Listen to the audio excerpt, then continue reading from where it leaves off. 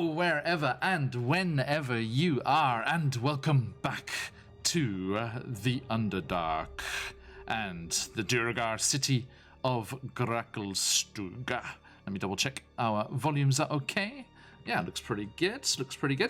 So, welcome on in, everybody. It's good to have you here, chit-chatting over there. Nice to see you. And it's good to have you with us today. And also a big shout out to the VOD squad joining us for our adventures whenever they can. Very much appreciate it.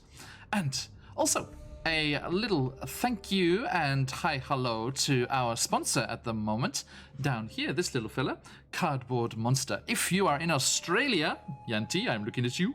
If you are in Australia, you can head on over to their webpage and have a look at all of their great tabletop and RPG stuff. And if you use the promo code, he said, typing.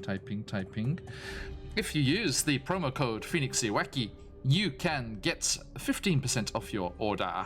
And Corbin, patient, is moving house today, so not sure if they're going to be able to make it or not. If they jump in halfway through, that'll be excellent. If not, we shall see them next time. And Zakan will be with us very shortly. Hence, he has an empty box at the moment. You can enjoy glowing Underdark mushrooms instead. Oh, there he is! Speak of the devil. There he is. Okay. Switch. Ta-da! Oh, so close. Except not. Oh, look at you, looking all chilly. Musical chairs. Da da da da. New overlay, who dis? Okay, and Elora Illustrious. I'm gonna grab my other headphones so I can Sirenscape. Good plan. Recommended heartily. Speaking of Sirenscape, thank you for the segue. A massive thank you to those wonderful people down at Sirenscape, and they are suppliers of incredible music and sound effects for all of your games. Head on over and try them out for free.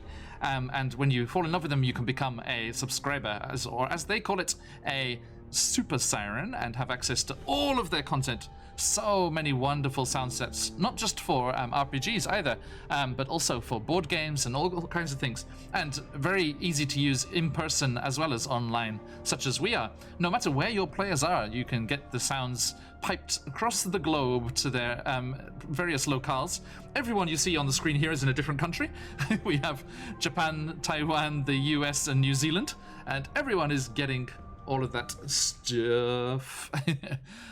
Yes, Finn is very, very cute, isn't he? And Zakan, you get inspiration for having a cute bird. Congratulations. Okay. Good job. So, yes, everyone, these sparkly crystals that you see here, blue for inspiration, red for disadvantage, can be awarded to our players, or me, with the use of your dream pies. Now, moving on. Speaking of fantastic... Oh, sorry. Finn gets inspiration, Zakan, not you. I'm sorry. Oh, specifically. So if you can somehow manage to get Finn to roll the dice for you, I will let it be with advantage. We'll work him into the game somewhere. Nice. Okay. Hang on. I don't have a separate spot for Finn per se. If I put the crystal on Steven's shoulder, there we go. There we go. It's on your other shoulder. I don't want to cover up Finn because that's what everyone's happy about, right? So yeah, it's the draw. Speaking of music and sounds for your games, let me also send you in the direction of, over on YouTube, Dark Fantasy Studio, Travis Savoy, and Epic Journey. 3 amazing channels with awesome music available for your games. Head on over to any of the VODs on our YouTube channel. Link coming up in chat as I type hashtag, not hashtag, exclamation mark, socials. Boom. There is the channel right there, and our Twitter as well, for the sake of it. If you head on over to any of the VODs on our YouTube, you can get the links to access all of their incredible content. There are some other links on there as well, not least the fantastic Will Savino over on Patreon, another source of incredible music for your games. And last but not least, we have this incredible art, out of the Abyss art. Boom. Coming at you from Saladman, aka Ryutoshi, over on Instagram. They are a fantastic and very reasonable artist, and I believe their commissions are open at the moment. Head on over there, give them a look, and enjoy all the incredible stuff. Quims, you shouldn't come on over here to Japan in summer if you are not good with the heat and stuff. Now, as we get dramatic into the music here, last time we were here in Gracklestug, our adventurers were leaving a warehouse where they had been interrogating an assassin and a Duragar merchant. And as they moved through the bazaar, aka the Blade Bazaar as it is known here in the Duragar city, they were witness to a very bizarre sight as a crazed two-headed giant came roaring and busting through one of the gates to the south from the upper parts of the city and stormed into the marketplace, sending Duragar and tradespeople and visitors alike screaming and running for their lives as this creature, completely maddened and out of control, came barreling through all of the people that were there. And you rushed to the Duragar's aid and managed to subdue this giant. And Elora, very, very fortuitously, managed to knock it out instead of killing it outright, and laid it out cold, at which point one of its allies, one of its friends, came chasing after it and was very thankful that you had taken that particular option, and they were able to heft the unconscious body, very hard work even for a stone giant, over their shoulder. And they bade you come visit the head stone speaker at their cavern, and they told the stone guard, Duraguard guards, to escort you through the off-limits area so that you could get to their home. And they begrudgingly agreed. Then you continued, leaving the chaos and madness that had gripped the marketplace, out of the Blade Bazaar, down the stone steps into the relative cool of the caverns that make up the Garlburn's Lair, the tavern, the only place that accepts foreign visitors to be able to stay. And you arrived there and found all of your NPC chums sat there already enjoying the Dark Lake, enjoying, in inverted commas, the Dark Lake Stout. And they bade you come sit with them, and everyone joined and was happy to get reacquainted and joined up with everyone again. And the orc barman, this one, rawr, gave you all your drinks and food for the evening, and you sat yourselves down.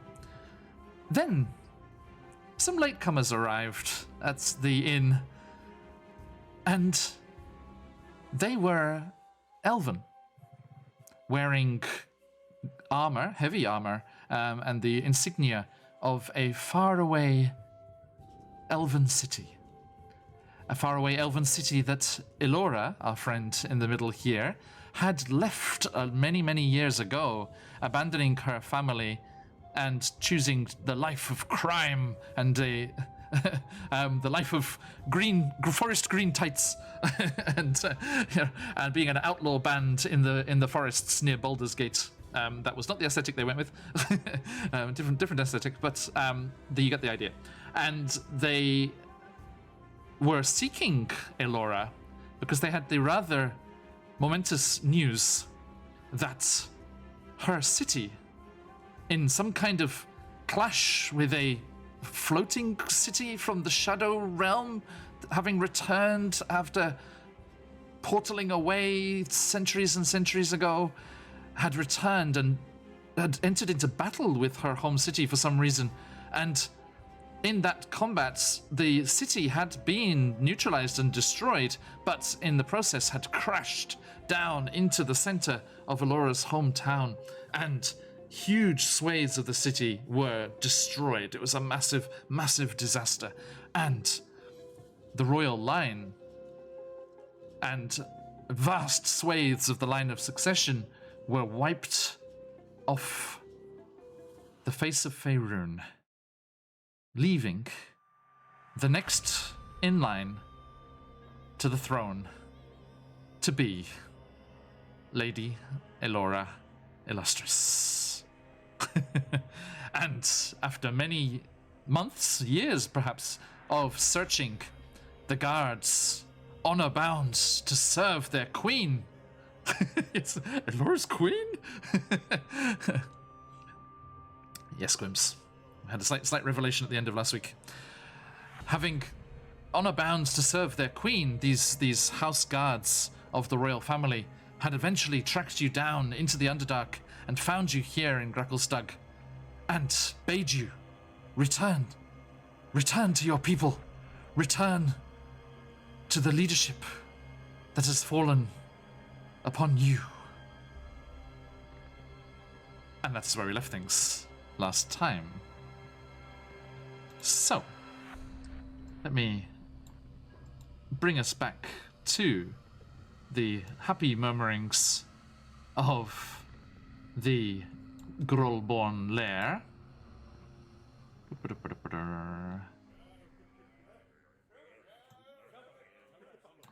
These are various surprised and scandalous. She said she's what? In various languages here. As I said, this is the only place that is open to the various non-Durgar races. So it is very popular with all of the other visitors. There are orcs, there are Sverfneblin, there are there's even a strange tentacle-faced chap in the corner. You're not quite sure what that's about. And various other races here as well, especially added with all of you lots in there as well. So, let us meet our fine adventurers and see how they're doing. Ignatius, who are you? Who are you playing and where are they at, sir?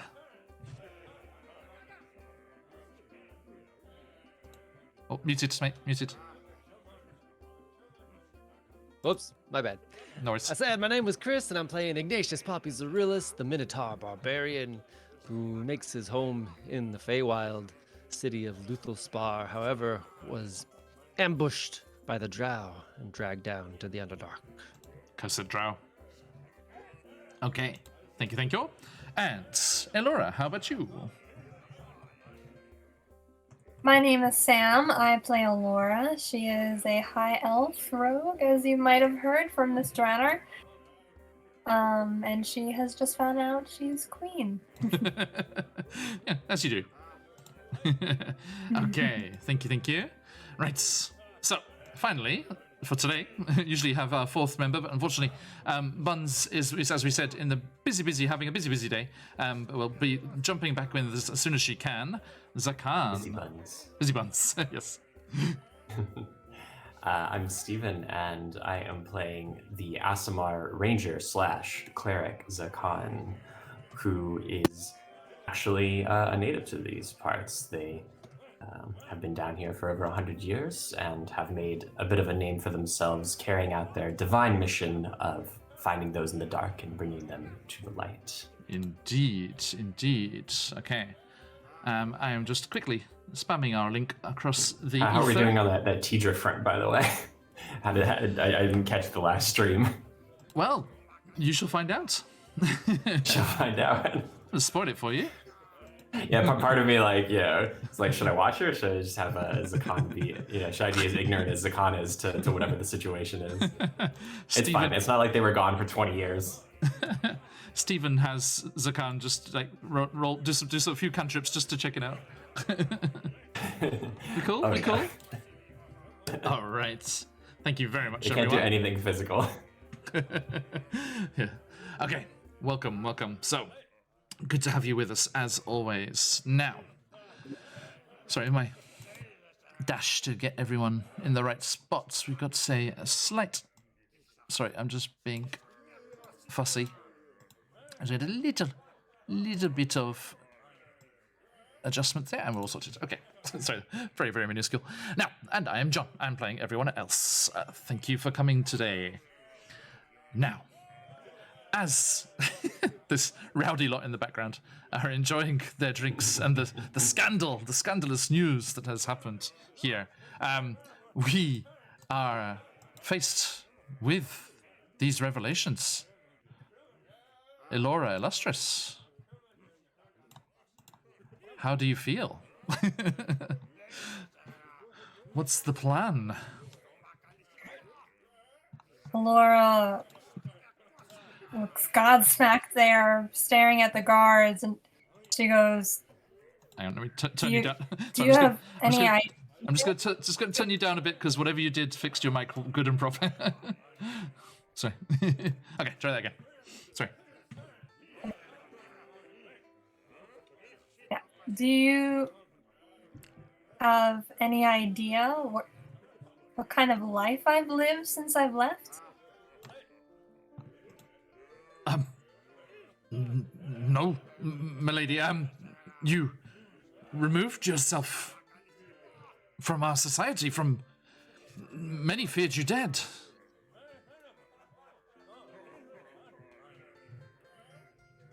I left home and I've been living my life as a thief. I've been stealing from nobility for years to survive. I stole from my own home when I left. I don't know if I can be the leader that you expect me to be. But, Lady Olora, the line of succession, it's very clear.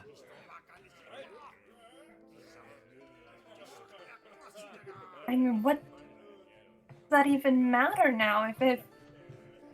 If everything is destroyed, who cares who my parents are? I mean, I set out and created my own group, and now all of my members are dead. What kind of queen could I possibly be?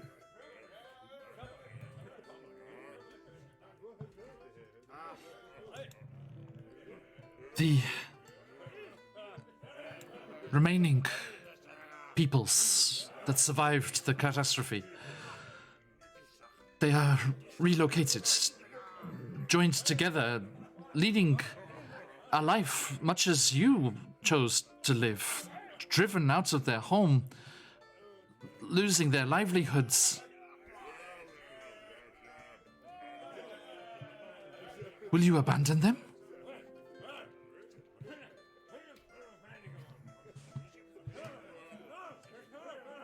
I don't want anyone to suffer. I don't want to hear or see anybody suffer, but there just has to be somebody better than me. I mean, what about you?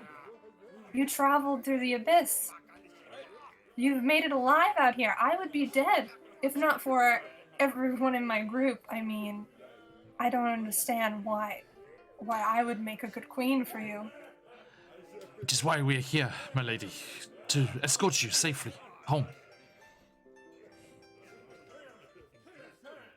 Well, why don't you be king? You've proven to be a strong warrior. Why me? I don't understand this. I know my place, my lady, and I hope you realize yours. I don't want to have a place. I won't want to know a place. I left because my father was colluding with the eldest Veluthra. He was eradicating other races in our city because he thought he was better. He thought elves were better. I don't want to be in a position where I'm supposed to be better than everyone else. I don't want to lead people who want that for themselves. Your father's views are not widely held, and his name is not remembered kindly.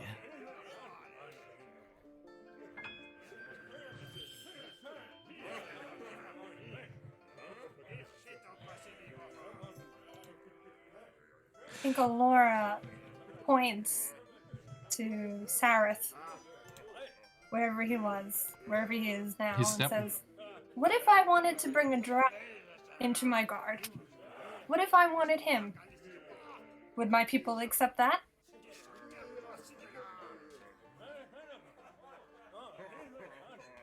The guard captain looks. There would have to be changes. The Uda Drow have done nothing but try to eradicate our people on the surface for centuries.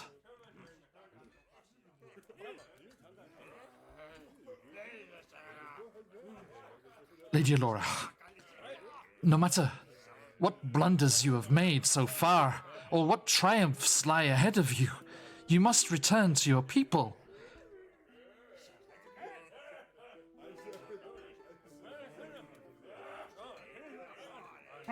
I can't make any promises that I'd be a good leader, that I'd be what they want me to be. But I will say, after this is all over with, and I've seen every one of these people taken home safely, I will come back, and I will try and help.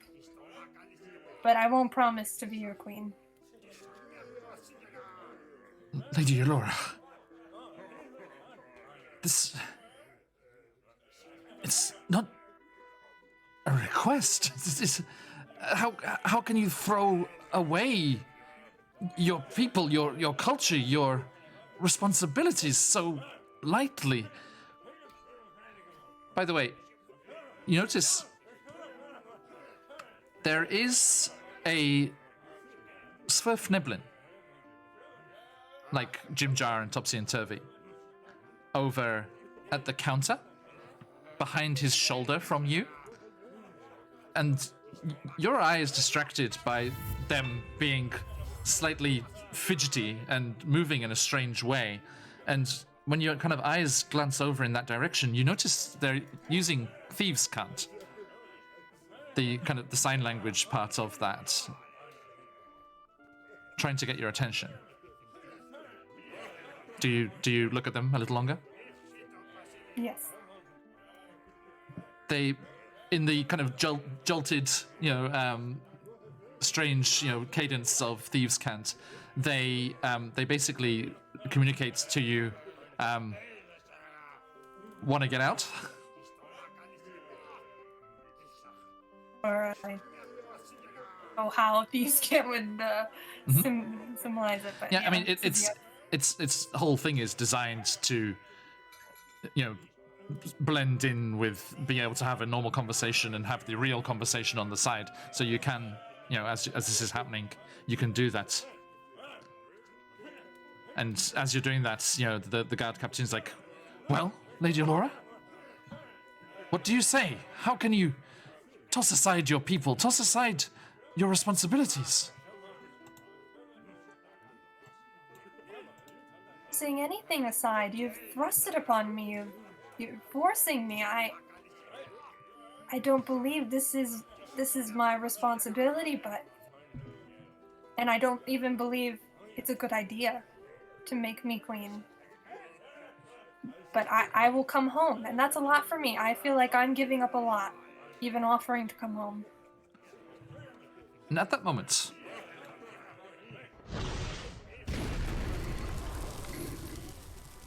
a huge fills the room, and the entire space is just filled with cloying smoke. And everyone's vision is completely obscured. And even Zakan, I'm afraid you are a little bit further away. Even your blind sight becomes you're aware of everyone around you, all of your companions, the NPCs.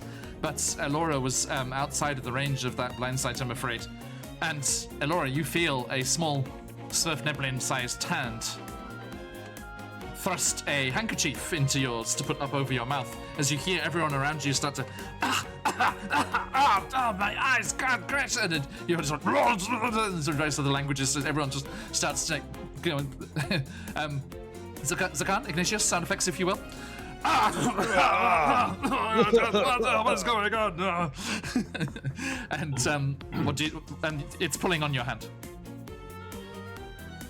Follow them, yeah. Okay.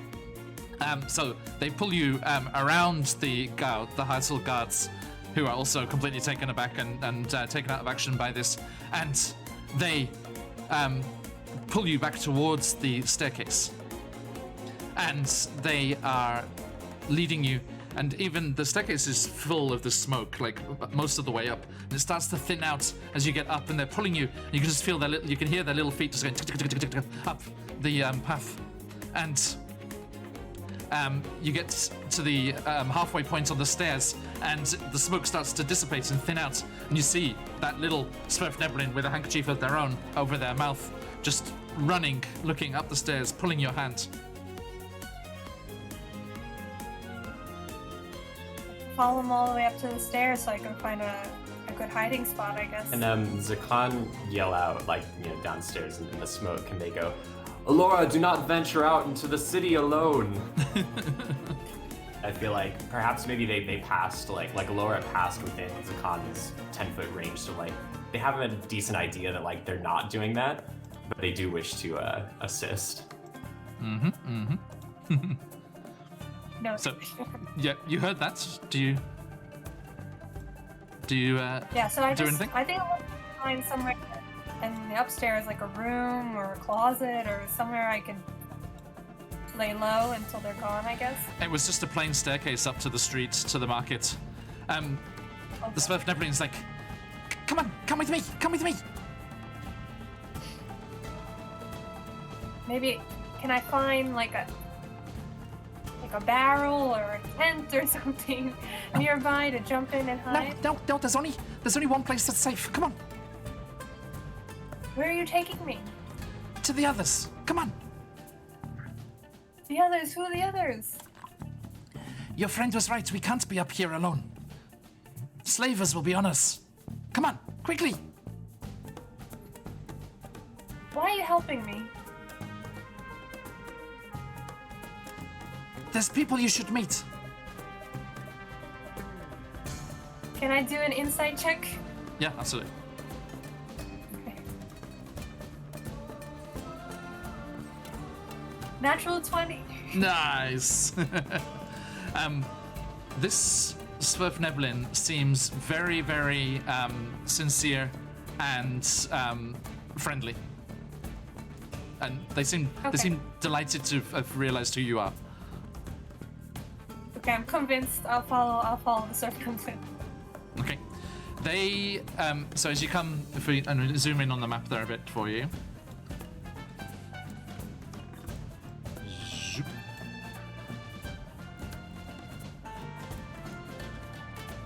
Okay, so yeah, you come out of Golbron's lair there, and they are leading you up towards the Dark Lake, towards the water. Sorry, a bit overzealous there. So they lead you round the back of Overlake Hold there to the northeast corner of the map there, where there's a bit of a ramshackle, broken down jetties there near the Dark Lake Brewery, and they start to move away some broken down pallets and crates and things, and as they do that, you see that there is a large kind of sewer outlet there, and there are bars inside, and they very carefully unhook a tripwire on some of the bars and loosen them, and it's like, after you go first. Hey, can you tell me now? Look, you'll never believe me. You should see them. Now, meanwhile, Okay. back in Grolborn's lair, the smoke is billowing around the space, and the the orc bartender is like, "What the bloody hell's going on? Who set off a smoke bomb? I'll tear your arms off, you little bugger!"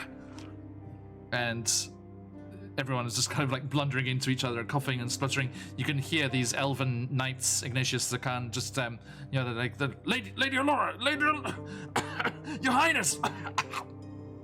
What do you do? Look around. Do I notice she's missing? After if you wait, then after a while, the smoke does start to dissipate, and that will be obvious. Yeah. And I look at Zakan and say, "Do you have a way to track her?" I probably could if she wishes to be found. Well then, no worries. Finish this drink. Wait for our guard friends to disappear.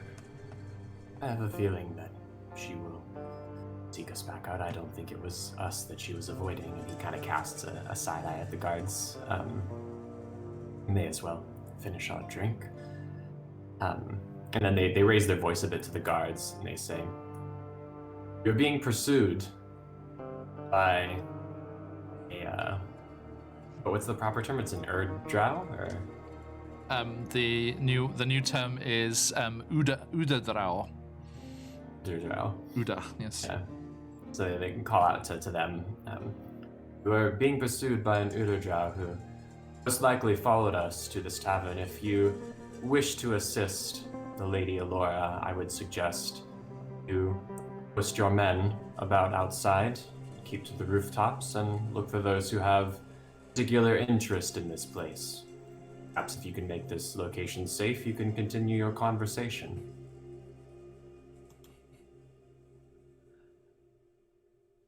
And the Elven. Does anyone speak Elven? Hold on. I don't think I can speak. But I imagine that that Corbin's like already passed out from the drink. I think that's going to be our perfect. go-to for this session. Perfect. Yeah, because their first ever Is that alcohol. Corbin's just out. Just collapsed on the table. Smoke what now? No, I Some think drunken coughs Yeah. come from Corbin. Ignatius, no? Sylvan. Oh, yeah, close. Close. It's probably like Spanish and Portuguese, or like Italian. Yeah. Italian and Portuguese. Yeah, you pick up words. Some the conmates. the captain turns to the other guards and seems to give them your advice, Zakarn, and they do leave and secure the doorway and get a spot on the roof, such as it is, as this is a subterranean location. But the captain stays, and he turns and kind of like looks appraisingly at you all. Ignatius kind of recognizes your military, where you're holding yourself, etc., and comes over, nods, and in common, "Were you traveling with Her Highness?"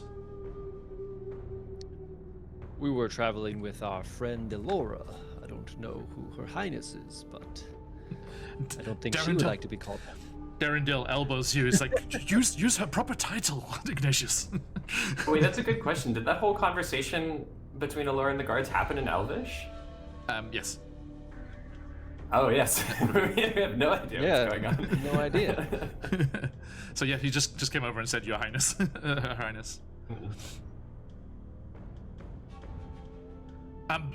What? And turn to you, Zakan, as you shouted out that advice. What did you have to help us? We must find Queen Allura and take her back to her people. Queen Allura. Yes, Very interesting. I'm afraid I do not have time for the full story, but our city, Mithranor, was destroyed in a calamity a short time ago, and vast quantities of the line of succession were wiped out. there was some rather brash fellow called Ralph that was next in line, but we skipped over him, and came to the next in line was Elora. I'm sure your intuition was correct regarding this Ralph character. Sorry.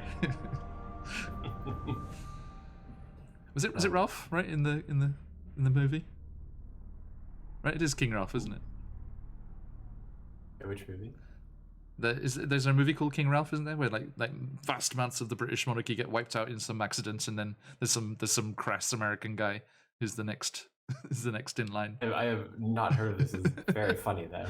Yeah, I think so. Is that the one with John Goodman or something? Yes. Yeah. Sorry, I'm showing my age. It's a while ago. Well, you have now put John Goodman in the canon, so like just be prepared to deal with those consequences. Yeah. Oh no. Yeah, practice up on that voice. Carry on Underdark. Okay. Give us John Goodman. So Yes, they sort of listen to the summary and they say, well, I did not understand your conversation with Laura, but she did not seem particularly interested in whatever it is that you were offering. what other locales have you visited in the city here? Where is she likely to be? Is there anywhere that she might be hiding? Kind of just cock their head, engaging them. How injured, how like worn out and stuff are they? They look pretty okay. They're pretty okay. They just sort of like stare at them with their blank mask, for a disconcerting moment, saying, "We have more or less newly arrived here, but if you are attempting to exercise some authority beyond pure might, you will find that is not recognized in this town. I would caution you against it." I merely asked a simple question. It is imperative that we find her. Arrived and we came here to the marketplace where we were followed by Udotra, and we have been taking refuge until we were interrupted. We tracked her this far. I'm sure we can find her within the city. You really think that you could get her safely back to the surface? Yes, of course. Why do you think we were sent? If we are not able to complete our mission.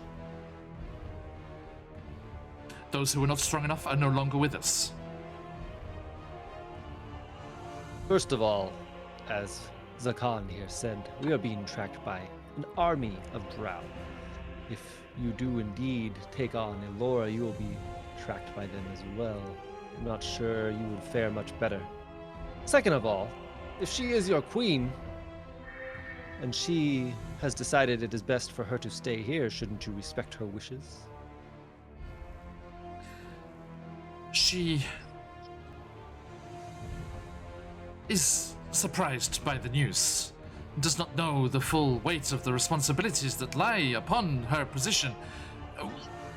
We need time to explain, and I am sure she will realize what needs to be done. What if I told you she was on a divine mission? What do you mean? I have no idea. I'm just... I don't know, I'm drunk. Oh, can I just say, I'm gonna do a shout out here for someone we have no connection with at all, but just who I found yesterday. Zakan also slides Alora's undrank beer over to Ignatius. No, I can't. Oh no, I can remember. I remember the name of the session. I can't remember the name of the channel. Unfortunately, there was have a search for them, see if you can find them. There was a channel yesterday lunchtime for me, like this kind of time yesterday. It was called D. So it was like the D&D was like. Oh yeah, D&D. Have you seen them?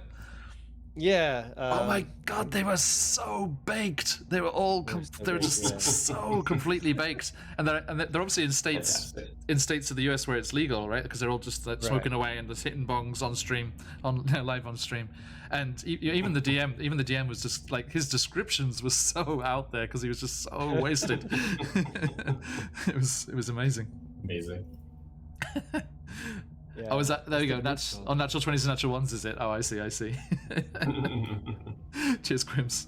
If you know the channel name, give him a shout because it was a sight to behold. Yeah, Quims, give us that channel if you know it. I can't. Sorry, I couldn't. Yes.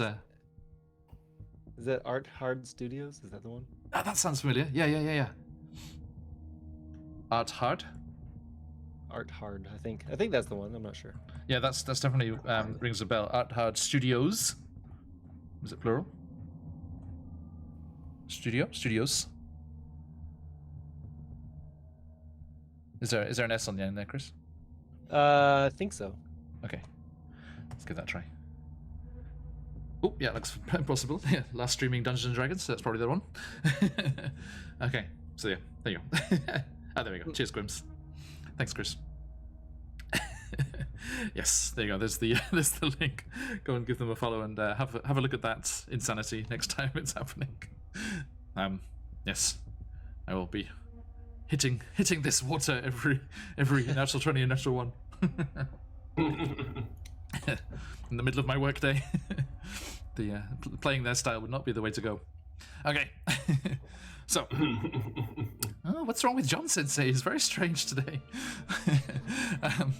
Okay, now. And some new English. The captain like spins on his heel. If you've got nothing else to say, and just like shakes his head. Divine quest.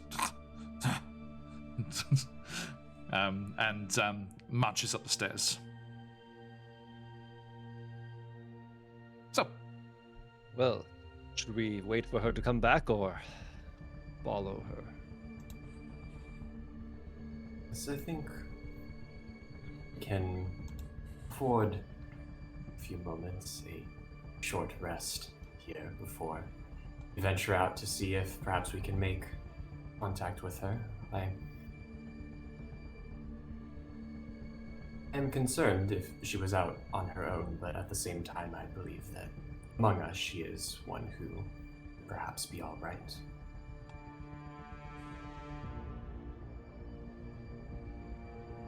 okay. Good. Interesting news, though. Some royalty from the surface. I assumed there was something of a notoriety to her. Durandil's is like, I told you all. Just like trying to tell anyone who will listen about it. Yeah.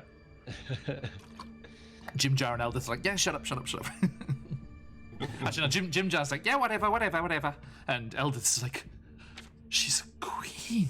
It's like star eyes. Sparkle. She's a queen. Oh, there she is. She's a queen. Okay.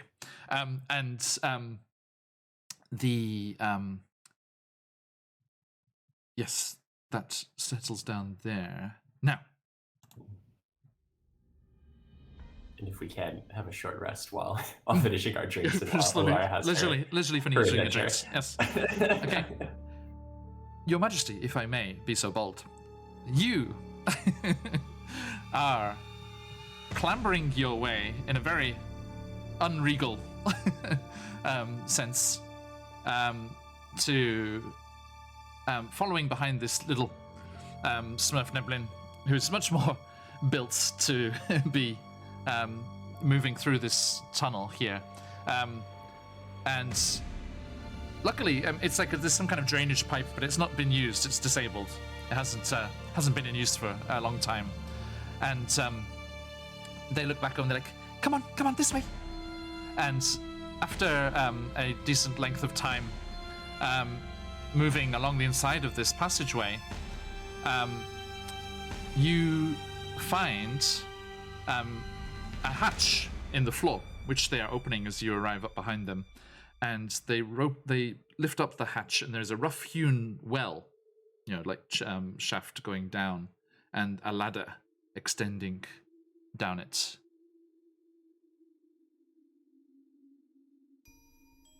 Is this some sort of secret hideout? I feel like we're well hidden already where we are. Yes, Yes, this leads down to the... And they look around. I think I'm allowed to tell you. This leads down to the Wellstone tunnels. Not even the Duragar know these are here. What is down there? My friends. And yours. Come on. Why? Laura hurriedly rushes down. And yeah, they go, hand over hand down this ladder, which is in good condition. And they arrive at the bottom of the shaft, and there's another hatch, which leads into somewhere. An area of these tunnels down here. Now, I need to find where we're at here. Sorry, just jumps to a different spot of the module here. Okay. So, as they lift up the hatch,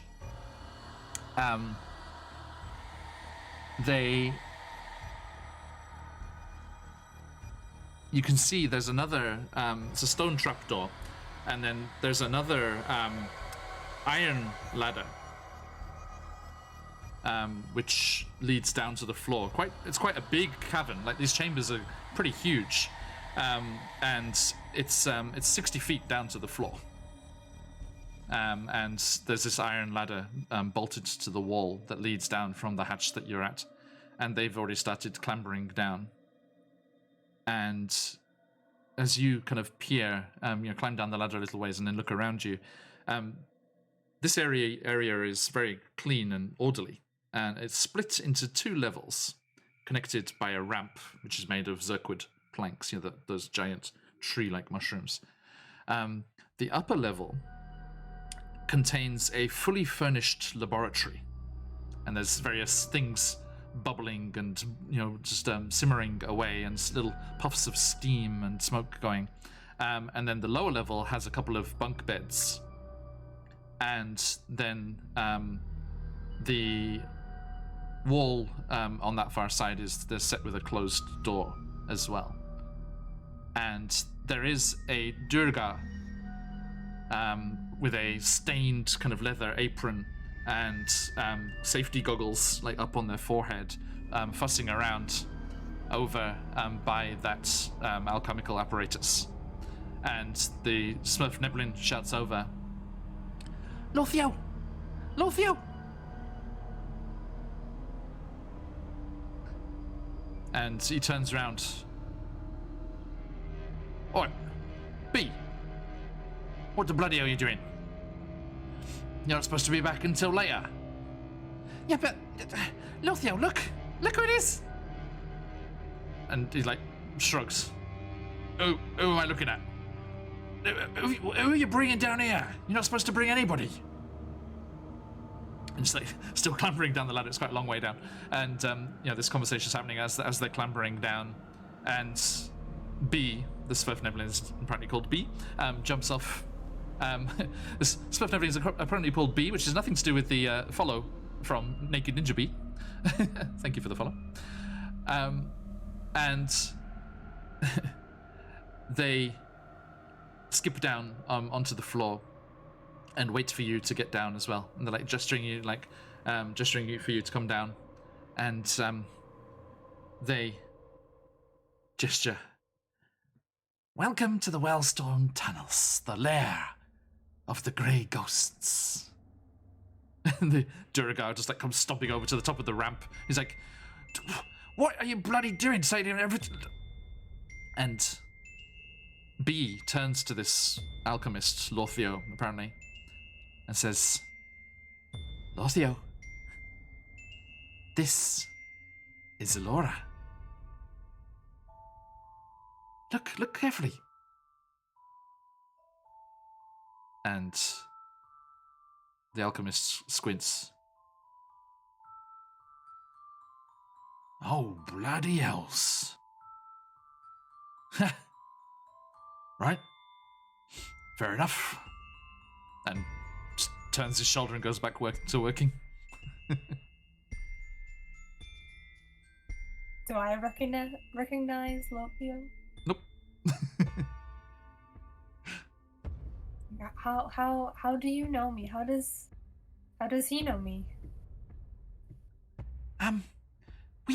We only know you by reputation. It's our new friends that know you.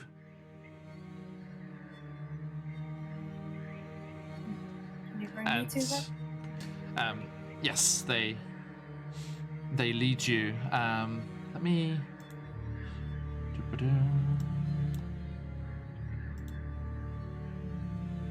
quickly find what I'm looking for here.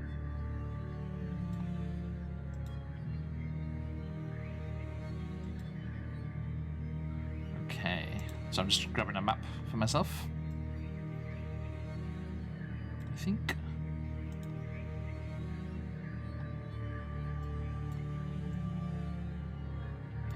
Yeah, let's bring you over. And I'm going to bring... Zakan and Ignatius, do you have eyes on stream? Yes. Okay, I'm gonna bring the players over, but I'm only gonna have Elora's token on here, so the screen on Roll20 for you guys will be dark, but you'll be able to see on the stream. So let me quickly get this sorted.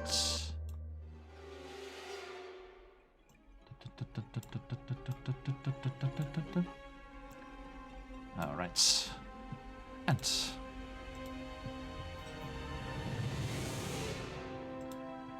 Lady Elora, where are you? Here you are.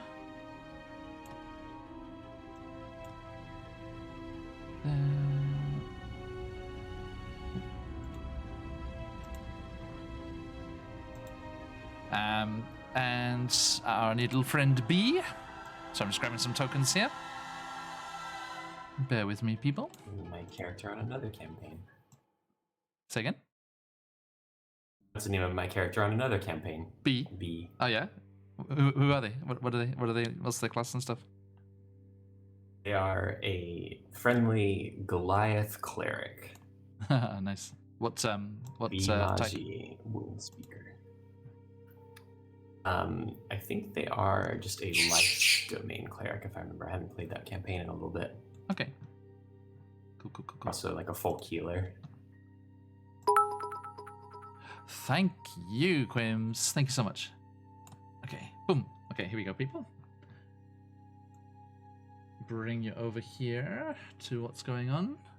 As we can see, B and Elora there, and our alchemist friend up top. Headed for Like Elora to to get imagine murdered. Say again, Elora, sorry? I was gonna say I'd like to imagine Isol followed me somehow. Isol was Oh, chilling in the back. The cat. absolutely. Here you go. Hello. Let's have it sat there. You there? Okay, you got eyes on there, Elora? Yeah, you can see okay? Bring forth the undead. I dark. Oh no, I see it now. Okay. Yeah, wrong part of the map. There you go. There. Zoop. Okay. Very cool. Okay, great. So yeah, you can see there's the bunk beds there, and there's the laboratory up top with our Durgar friend working away, and the ladder behind you where you came down from. And apparently the ladder's in the middle of the room. I thought it was going to be coming down the wall, so it must have been quite slightly disorientating experience, like this 60-foot ladder just going through open space.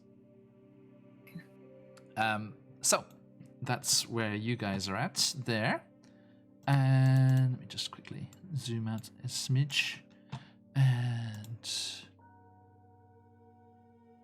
I need these people.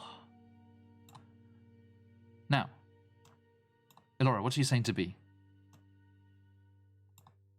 Like to meet these friends you're talking about. I don't know who would be down here.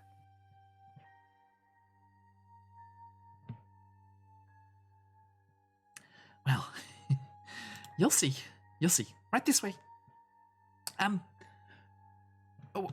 Where are they? Where are they, Lothio? And he turns and he's like, oh, they're just round in the garden. Ah, all right. D&D Beyond, why do you have to break? Sorry, everyone. For some reason, the bottom menu bar from the D&D Beyond page is right across the middle of the page for some reason. God save the Queen. Indeed. Inspiration for a new monarch. Happy Queen's birthday.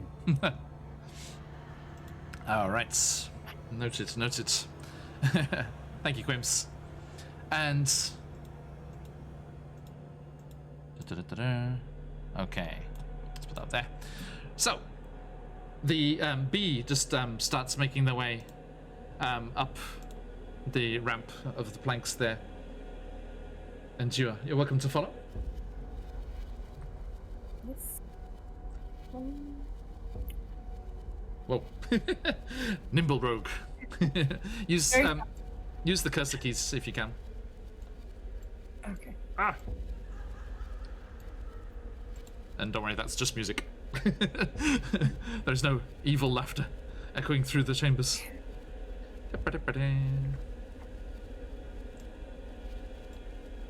And so let me just bring our good friends over here. So yeah, you come down and you see the chambers that you find yourself in here are very strange looking. Let me just get the description there for you. These long, gently curving tunnels have relatively regular dimensions, and they're given this name, these wallstone tunnels, because of the unusual rock formations and but more than that is the... Hang on, let me get the...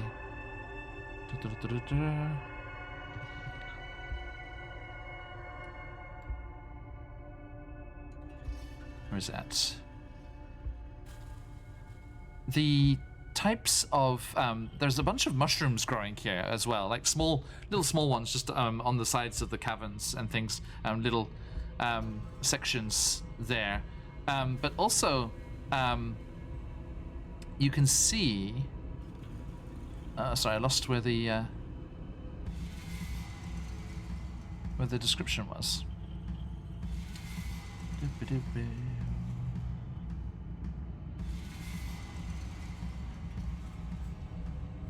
Yeah, you can see there is a strange glow. The reason this whole place is illuminated for you. Sorry. Chat is shouting, "Eat the fucking mushrooms!" Eat their lights. Patient. We will get to that. And it is interesting stuff. But yeah, the glow of magic, the glow of the phase rest and energy that suffuses this chamber is even stronger down here than you've experienced up in the Underdark tunnels and chambers that you've been through before. There's this eerie, soft light illuminating the entire cavern that you're moving through, and it swirls in spiral patterns and casts dancing shadows from the jagged pillars that line the walls, and the air smells and tastes slightly metallic, and the sound around you feels strangely muted as you've been talking. Then also there is some water dripping back into little spots here and there, but there's no echo from it, as it feels like you're out in the open air. You know, there's no, doesn't feel like you're in a cavern or in a rock chamber, as you would expect. And yeah, like I say, B leads you around the corner there, and where did I? If I Yeah, I thought I kept it. I think maybe I did not. Elora, I'm going to ask you for some information in a moment. Yes, I'm going to need to do that. Okay. So you walk around the way there. B is still leading the way.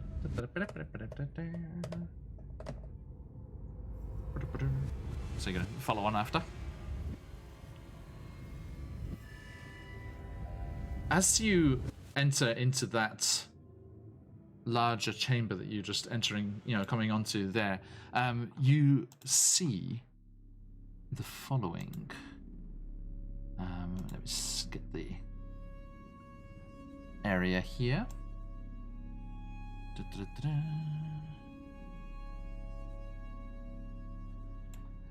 Now, as you come towards this part of the caverns, the smell of rot is quite strong in this room, and it's coming from that very large depression in the center of the room there, where there are dozens and dozens of fungi and lots of different species growing in that trough. And there is a barrel-shaped copper tank that you can see on the north side there, on the edge of the pit, and attached to the tank is a tall copper pipe that arcs over the pit, and there is a bunch of crates along one wall. And thank you, Daisy.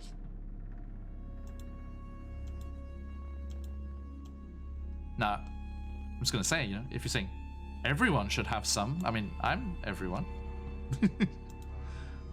Literally, more so than anyone, I'm everyone else. Okay, now, Elora, as you make your way into that room, you see a couple of Duragar and a couple of taller figures. And thank you, Quims, but it's not with bits, it's with the dream pies. If you've got them, you've got the channel points, please. But thank you so much. I feel blessed. And as you enter the room, Elora, can you give me 2 names of members of your bandit group? I remember one was Luna. Luna, okay. Other one might have been Esmeralda. Okay. All along. Sorry, it's an in-joke. There's Sailor Mars and Sailor Mercury. Sailor Venus. Okay. As you enter, B calls out, Hey, Luna, Esmeralda. You, might want to meet someone? And the 2 figures turn, and they're very gaunt, almost, fairly malnourished, and they've got, grime and stuff marking their cheeks, but they are unmistakably 2 members of your bandit group who joined you on your trip into the Underdark. And there is a clatter as they drop the tools that they were using, helping to farm these fungi, and they just hurl themselves across the chamber towards you. Elora! I think Alora starts to feel tears welling up in her eyes, and she runs towards them and embraces them and says, I thought you were dead. I thought you were gone. How did you make it here? We did too. And have you... You're alive. We thought... we should have known better. I'm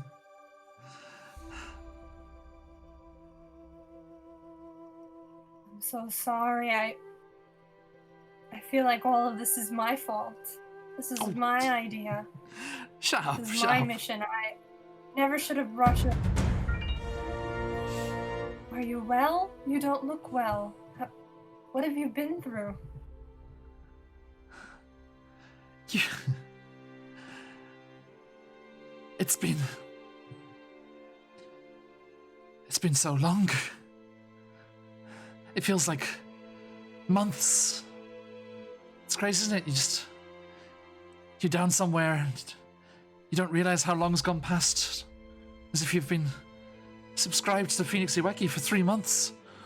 And you didn't even realize. Thank you, Epix. Sorry. No, I'm afraid the others, they're gone.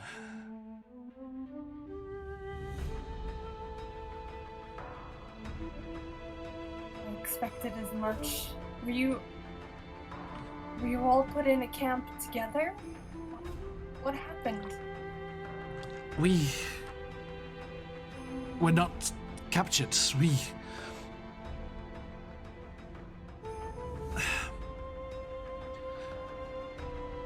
We managed to escape, mostly thanks to things that you taught us, and for those drow being distracted by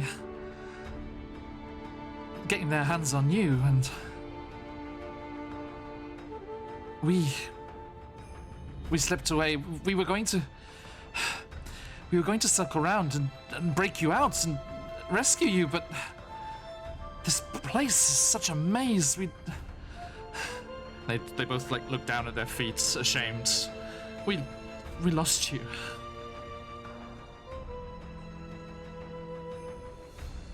And Esmeralda smacks Luna. You lost her, but I have found her again. It's good to see you, boss. Oh, don't tell me you've come down here for me. Oh, no. No. Come on. You're the one that told us to look after ourselves if we all got separated. We're trying to find a way out of here. This place is awful. Monsters, slavers, these grumpy bastards. Gestures to the Durgar. They're like, yeah, we love you too. But, like I said, I'm afraid the others didn't make it, but we found our way here. We were snapped up by slavers in the city here when we tried to enter through one of the gates, but B and the others here, the Grey Ghosts, this is the Thieves Guild, Silora. This is the Gracklestug Thieves Guild. They noticed Luna and I using thieves' cants to one another, and they rescued us. Spirited us way down here in this crazy place. And we've been helping them. These mushrooms, this is what they use for their poisons. I think Laura turns to B and says, "You have my utmost gratitude and appreciation. I can't thank you enough for helping them out while they've been down here." B gets a little kind of wicked grin on her face. She's like, "You're welcome, Your Highness." Oh no. And like Luna and Esmeralda are like look nonplussed. They're like, what? And they're like, ignore her. She's always messing around. And she's like, oh, I know something you don't know. And sorry, I want. Yeah, go for it. So I want to get you all out of here. I have people I want you to meet as well.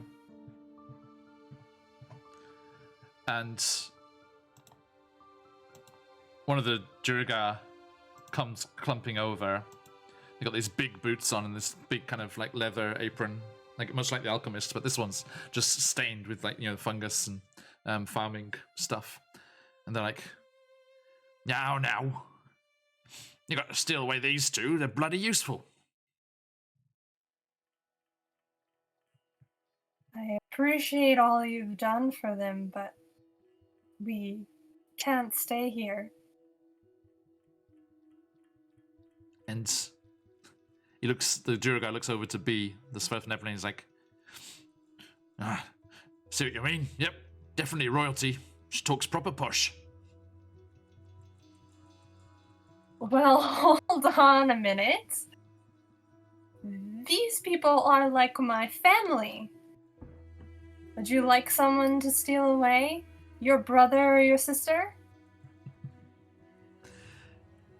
And Esmeralda winks at the Duragar and she's like, yes, she's our posh sister. And you can see they're all just taking the piss. They're at some laugh. And Luna and Esmeralda, they were you chose your closest members of the bandit group that you had thrown together up on the Sword Coast, and they're always laying into you like this, always teasing you like this.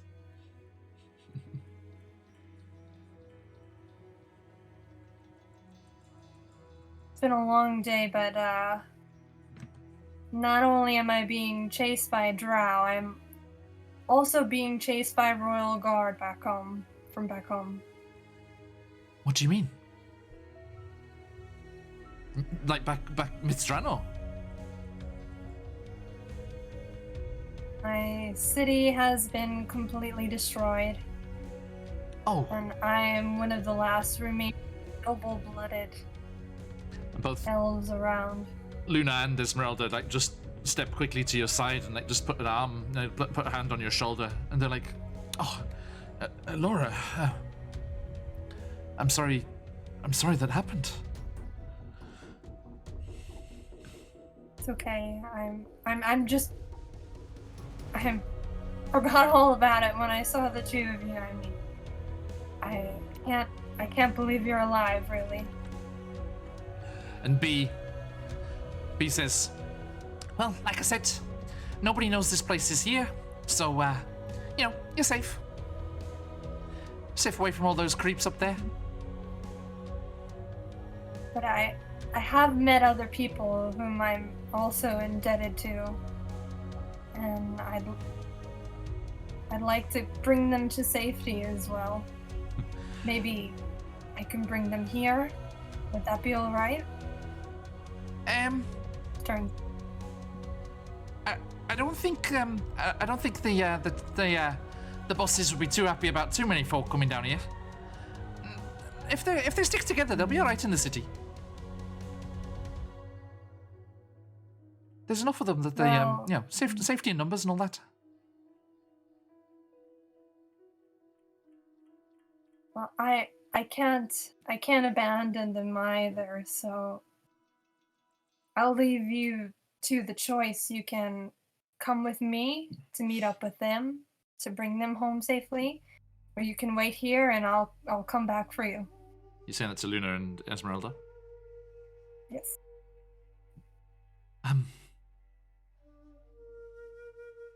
It's yeah, no, I mean, of course we'll be coming with you. Just we need to say our thanks to the ghosts. Absolutely. And I need to say goodbye to my little baby, says Esmeralda. Luna's like, ugh.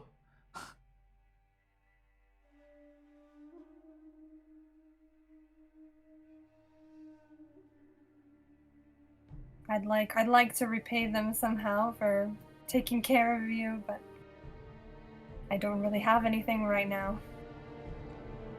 And B is like, it's alright, just make sure you keep our secret. Of course. And if you don't, and she gestures to Luna and Esmeralda, even these two won't be able to stop me. Wouldn't dream of it. If half of what they've said's true, then that's all right. Yeah, I believe you. Now, go on, Esmeralda. If you're going to say goodbye, say goodbye. And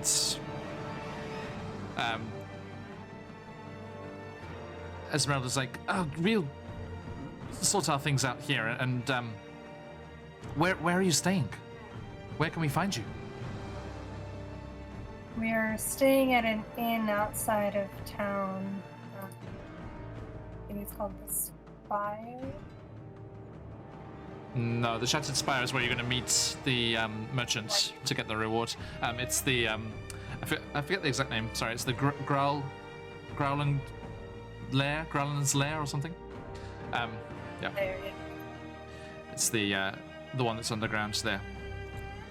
In common, it's the Bullet's Lair. The Bullet's Lair, sorry. So, as things get slightly OTT there, we shall bring it down and back to an unconscious Corbin. Ignatius and Zakan, you finish a short rest. What is the plan?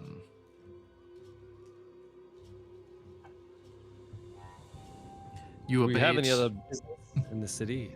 Or we said we would meet the merchant for something? I don't know. Is it... That was tomorrow. I suppose that we could see about finding Laura if we think that things are taken care of here. I'd like to move away from the city as quickly as possible. Did have some possible business with the captain of the Stone Guard who wished to accompany me.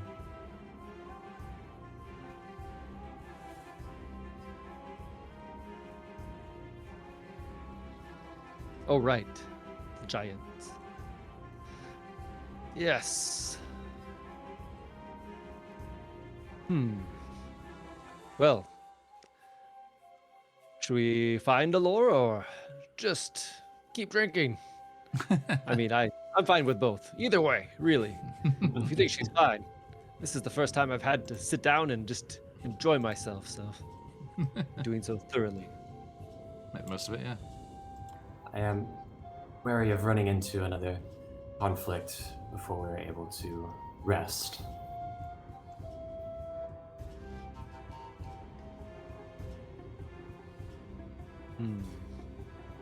So you are, Zakan, you're suggesting going to Overlake Hold to see the captain? Yeah. Okay. Ignatius, you want to go with? Yeah, sure. Okay. So, yeah, you finish your drinks. You charge your various friends. Eldith is probably the most responsible with looking after Corbin. And Jim Jar's placing bets with Topsy and Turvy if he can flick a coin into Corbin's ear or not. And the others are around as well. Zakan, you would know this place here, the various people that are drinking here and staying here. They'll be much more talkative than the other locals, the Duragar locals. So if you're looking to kind of get any information or find out what's going on around the area or what's been happening recently, this might be a good spot. Yeah, it's true. So we can maybe do that first.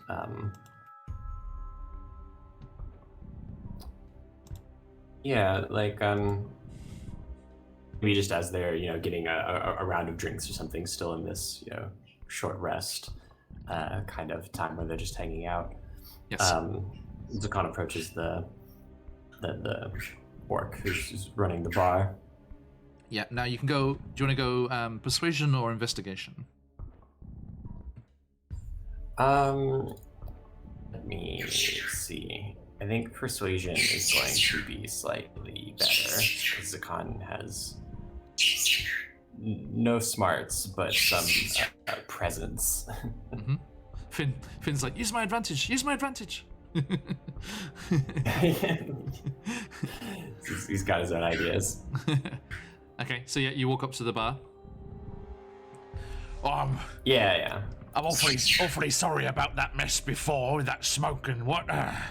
Must have bunged up the chimney or something. What can I get you? More of that delicious Dark Lake Stout? Yes, have another, and also hoping to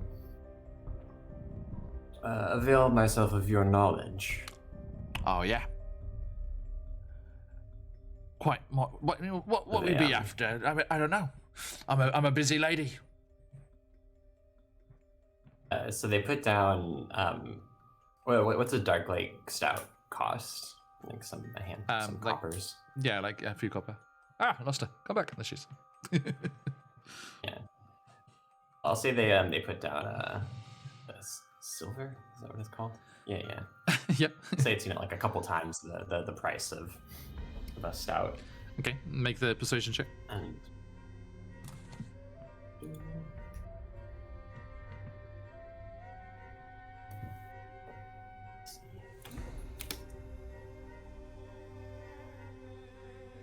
that's going to be a 10 in total.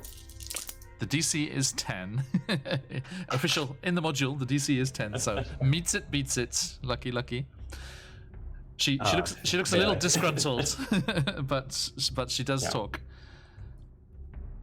Yeah.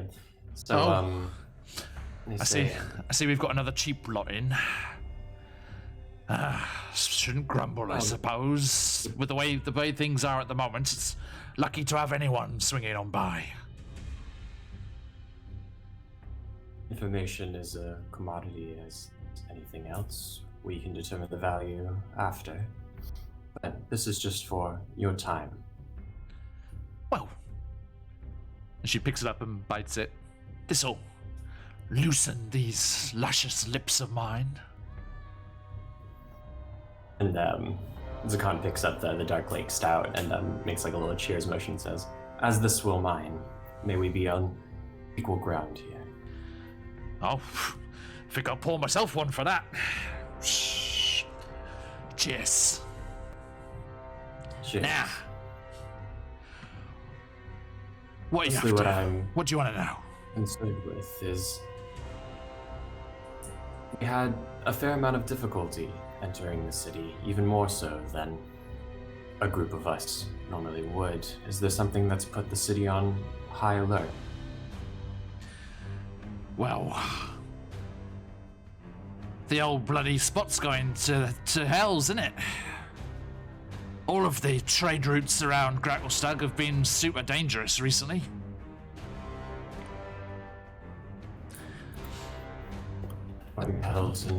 And what way?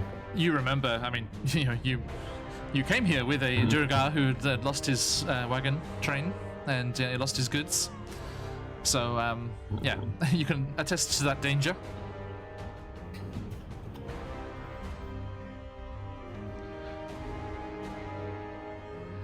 None of the normal routes, none of the normal ways are safe anymore.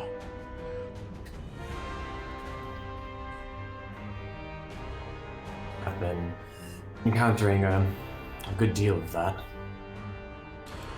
Yeah, I don't know what it is. It's all of the local denizens, you know, all the beasties, all of the nasty fauna, if you will. They are all riled up about something.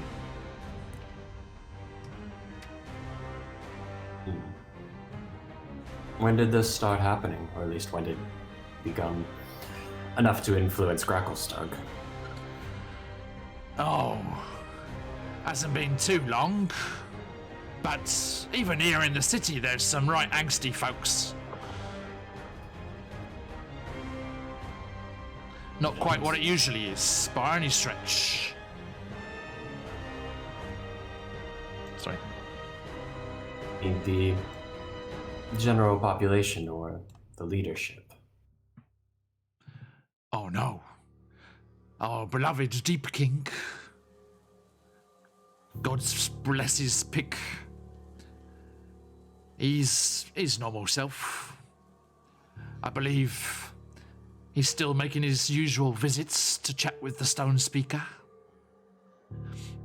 Those big grey bastards over in the west. Disconnected from the going-ons here, as usual. What does he care? So long as the forges burn, and the anvils hammer, and stuff gets made, what does he care? Thembershaw's getting a bit antsy as well recently. Still doing his job, but you know what it's like when they start to get older. And she's referring to the the dragon, exactly, yeah, the red dragon, Thembershawd, who is responsible for keeping all of the furnaces and fires of Gracklestug burning bright. And you know that because of the ego and the problems with dragons as they get older and older, the various dragons are replaced as they get older and more demanding and full of themselves. And they this one, Thembershawd seems to be getting a bit troublesome, which means they're either due to be replaced or overdue.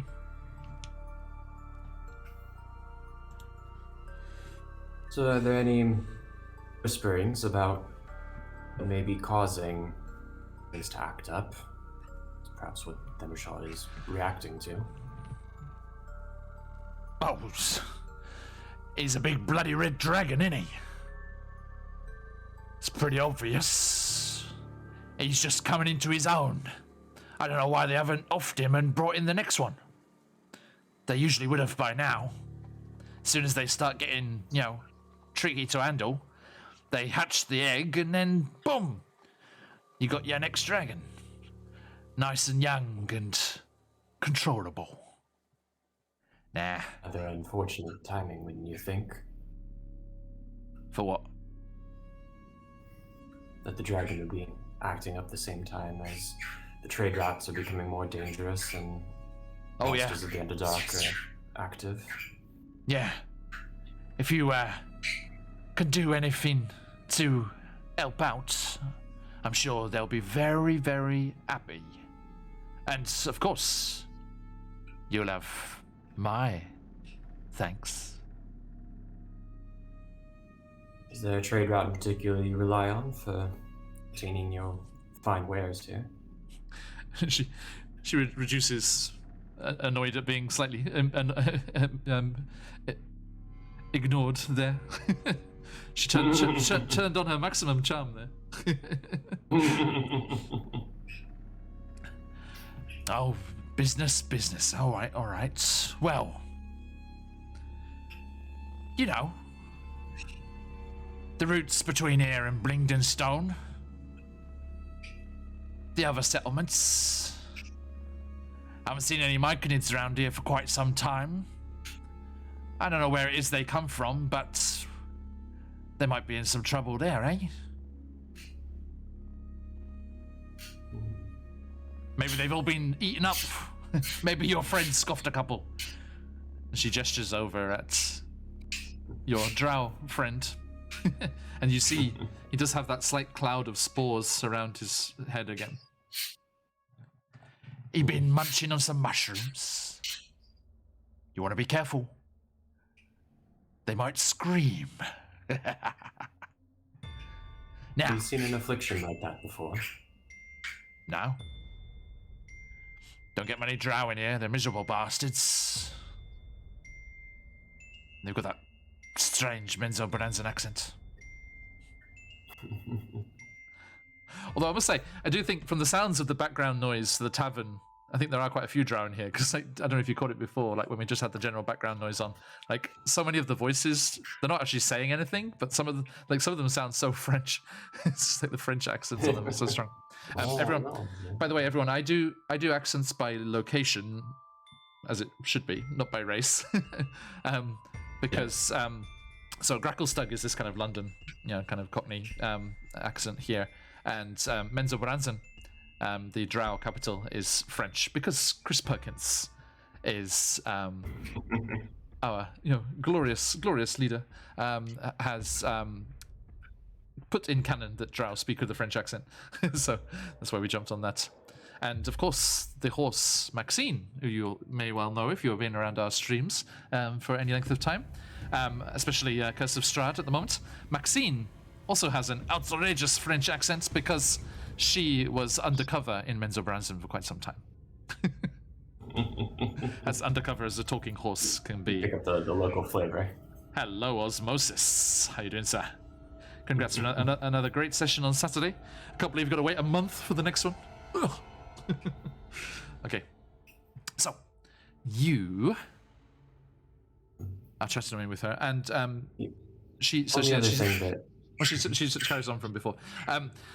So yeah, we're getting. I mean, all I care about is that we've got customers coming through. So I was happy to see you lot. So many folks all turn up at the same time. Lovely. Now, a well-known, well-regarded establishment that's always quite welcoming. My thanks indeed. Now, you know what it's like. You get all these strange tales coming around, but recently, all this talk about the trade routes and everything is disturbing enough, but it's the outlying settlements, isn't it? The village of Surf Neblinia, the mining outpost of Duergar there. I've never been outside Gracklestug for quite some time, but people coming in have been giving all these weird reports. Nothing first-hand, all chit-chat and you know what, but you know what they say? They've been saying there's demons. Demons attacking the outlying outposts and settlements. Whirling through like the winds of the Abyss themselves, tearing and renting and splitting at the guts. Sounds like quite a party, and if it wasn't for the demons... I mean, it's a Saturday night here, isn't it? You, big boy. You ever fought any demons? You talking to me? I don't see any other big boys in here. Might have fought one. Quite the specimen, eh? Yeah. Well, avatar of a dark god, maybe. Wow. All Yeah, kick your ass. All right, here. It sounds like you might. Here, have some of this. And she pulls out something that isn't Dark Lake Stout. She puts a little bottle from under the counter, and in a small glass, she pulls out this fire. Oh, shit, what's it called? Josh, I need Josh. It's appeared in Icewind Dale. It's like a fire lichen whiskey. It's like a drow spirit. Finally, the dangerous ones. She pulls two for both of you. There you go, boys. For surviving your first divine encounter. I got no time for them myself. A bunch of up themselves, cants or messing around and fussing in our affairs.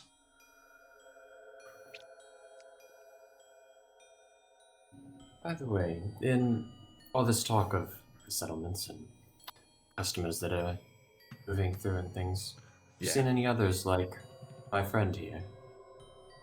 Minotaur? No. I don't think they would be Minotaur, but have you seen any strange-looking elves, perhaps? Elves? Like your disappearing friend? Is she all right? Hmm. You don't seem too worried. You gotta get the feeling she could take care of herself. Oh, she looks like it. She looks like right trouble. Maybe a little bit more exaggerated elves. What was it that little Smurf Neblin was calling her? Jim Joe, what do you call her? The finisher? That sounds ominous. Is the most deadly among us. Right. Well, I'll keep my eye on her. Now, if you lot are looking for someone like her,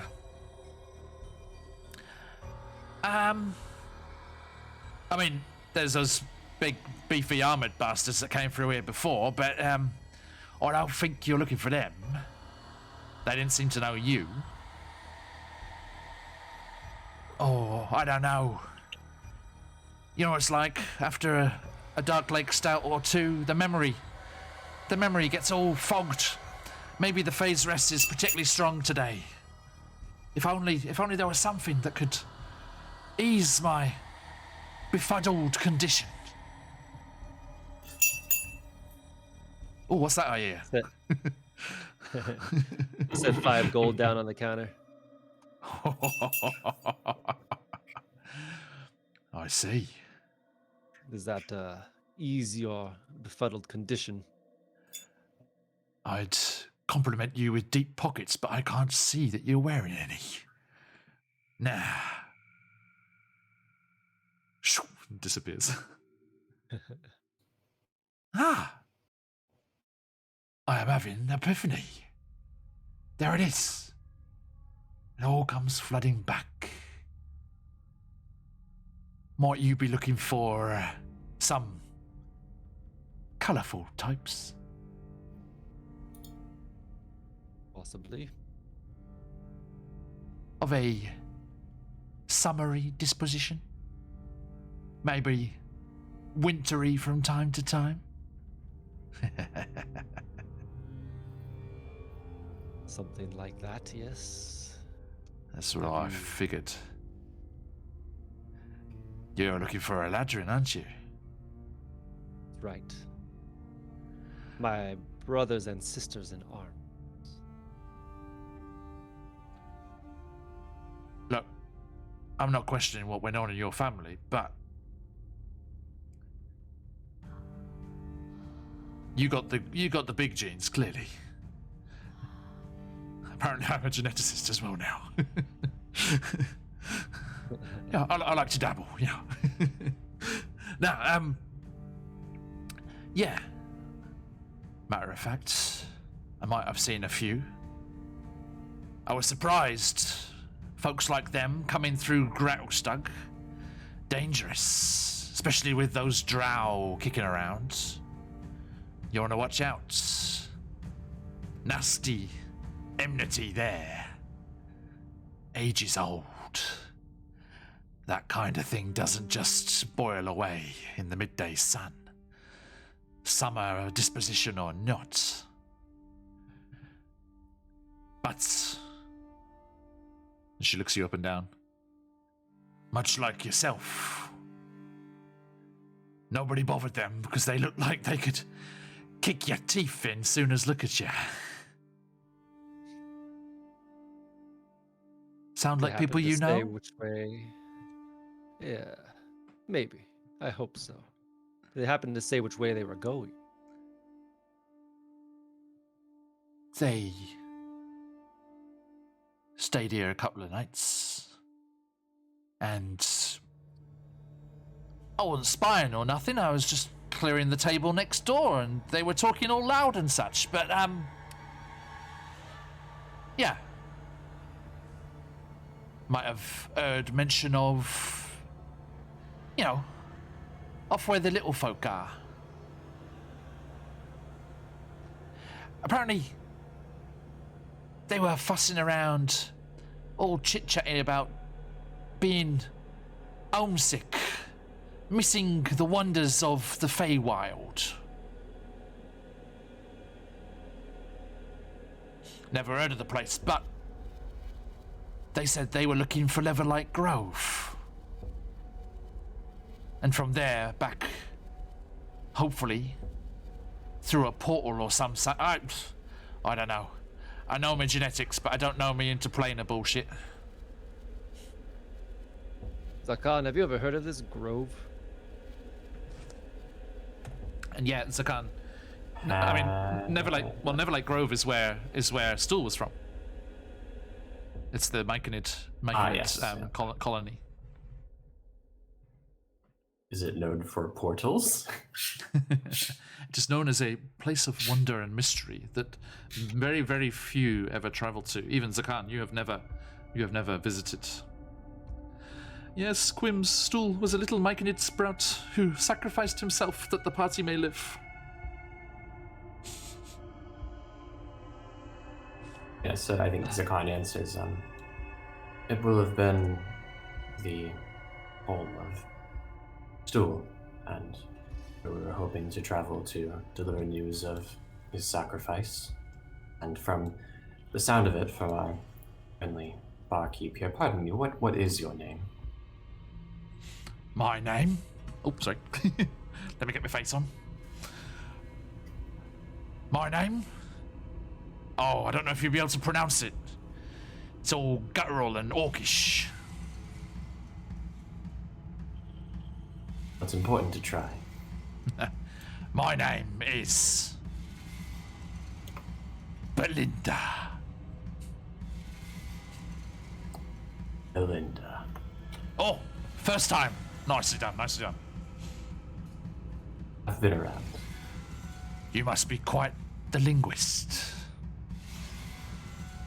There's a joke there, but I'm not going to make it. It's too obvious. I only speak the two languages, I'm afraid. Oh, if you're looking for private tutorship in the delicacies of the Orcish tongue.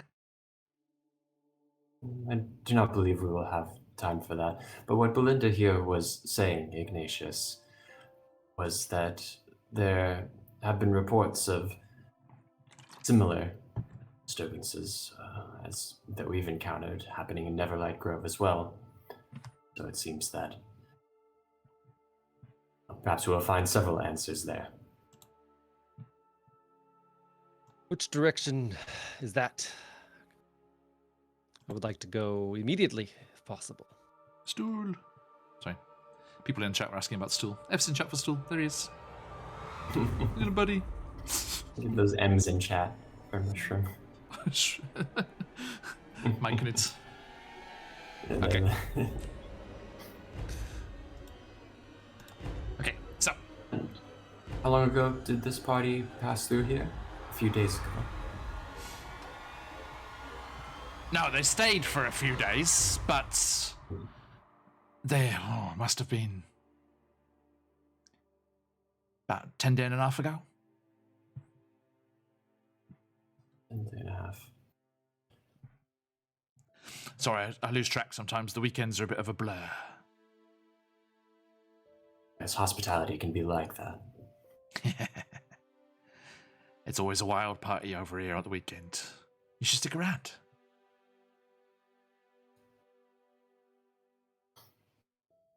And Alora comes back.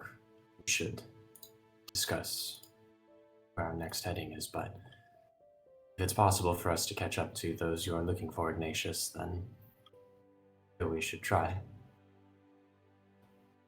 No, I hope you find them. I really do.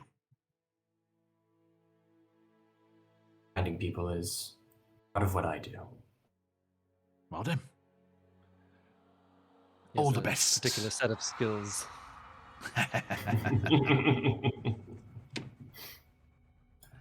Okay. Sorry, I laughed in Belinda's. I was laughing, but I laughed in Belinda's voice because I had Belinda's face on. I'm so glad I found the hotkey part on the Snap camera. It's much easier than juggling windows. But before we go back to our drinks, and your discussion is most appreciated, do you have any fresh cloth or bandages that I could purchase from you? And they lift up the sleeve of their robes, and their current bandages are very dirty and bloody and in bad condition. Not really what I'm in the business for, but you know, up in the Blade Bazaar, you'll find what you're after. They've got most everything. Thank you very much. My pleasure. My pleasure. Now, I'm going to clear up after your lot. It's given me quite a lot of washing up to do. But, you know, it's all part of the job. They've been on the road for a long time. And you, with this intelligence that you have gathered, head on out to back up to the Blade Bazaar. Yeah, I guess we'll leave if we've finished our drinks and Ignatius is ready to head out on the town. Or let me just grab this one last cup. Yeah, the fire like and whiskey goes down nicely. It's got a Hope good. they, He is 8 feet tall. It takes a lot of drinks to chill him no, out. no open container laws in Gracklestug, I suppose. I'm afraid not. You got a brown bag it. Brown bag it. All right. Okie doke. And yeah. So come. But I was wondering, any sign of our drow friend in the tavern, like just while we've been spending the hour or so here? No. Yeah, I assume not, but if we do leave the tavern, we're keeping head on a swivel for Ignatius sign of him. Ignatius clocking them and striding very purposefully towards them directly seemed to spook them quite a lot. Yeah, that's what I / Zakon both figured, that it would give us a bit of a window before they regrouped. Indeed. Actually, speaking of it, as we're heading out, can we bring Seraph along with us? Just gonna say that. Sure. So you're going to go over to him? Yeah. I have a drow And the face. spider. Should I put my drow face? Should we get Webster too? I mean, Corbin's not using him at the moment. Corbin is completely passed out. Webster, you need to go? You need to go for a walk?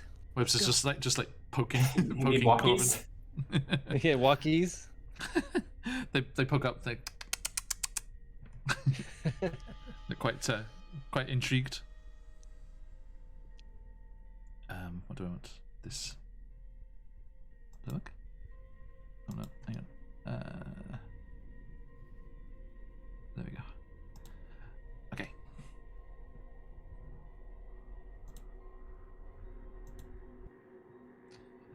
So, yes, you go and head over to Seraph.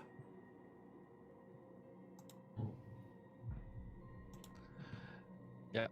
You walk around, and they're sat at the table. They're just like kind of like staring off into space, and that kind of slight kind of miasma, that little cloud of kind of spores is kind of floating around them.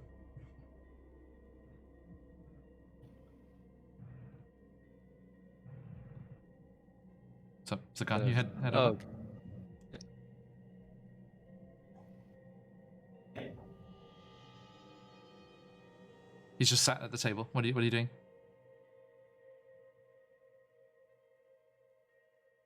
So he's like zonked out at the moment? Mm-hmm. He's kind of like spaced out, and the spores are kind of floating around him a bit.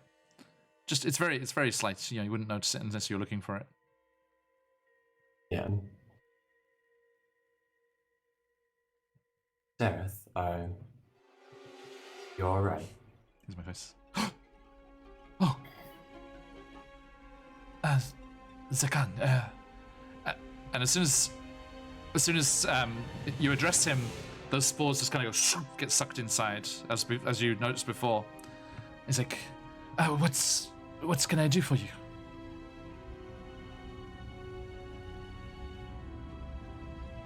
We could use another member if we're going to leave this tavern, and Ignatius and I have some business to attend to.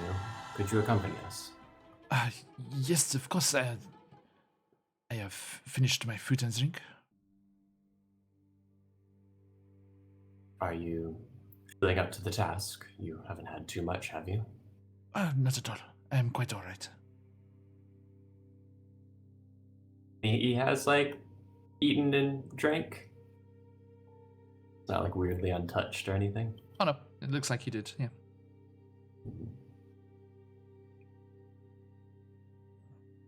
Come over and pat him on the back. Sareth! So, what's with the cloud? What's with the things? What's that? I don't see anything. What are you talking about? Yeah, like you sucked them back in or something. I don't, the spores or the. You look like stool used to look.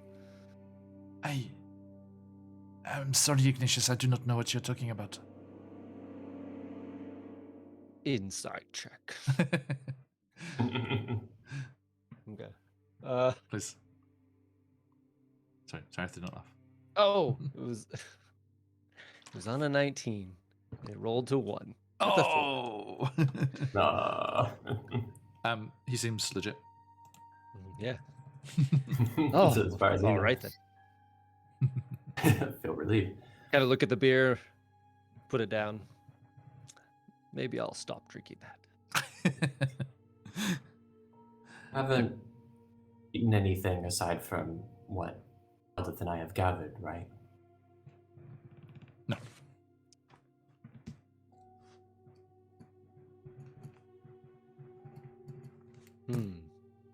Well then, shall we go buy some bandages? So yep, you make your way out of the Goldbrun's lair, up the steps. Excuse me if there is a wall of noise suddenly. Blade Bazaar, go gently with us. Street noises. Okay, there we go. People. Okay, so yes, you make your way and you kind of emerge up into the heat and the kind of acrid smell of Gracklestug, and the whoosh of noise flows over you like a wave as the Blade Bazaar opens up in front of you. And you can see it's righted itself very quickly after the giant episode, and they seem to have gone back to business as quickly as possible. And yes, you are heading, looking for bandages. Yeah, that would be a first stop anyway, and / keeping an eye out for Laura. Yep. Lurking somewhere, although from past experience, you're not very confident that you'll be able to find her. We kind of assumed that she'll find us before we find her. You're right. But leaving the tavern, were those guards about, the elvish guards? No, you do not see them.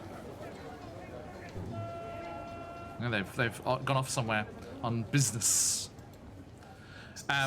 And you make your way through into the stalls there, and you do find a merchant that looks like they're selling various cloths and some nice drow spider silk. They look at they look at Webster, hungrily. It's like, oh, from the source. And the Duragar merchant there kind of scowls at you, but kind of resigns themselves to serving you.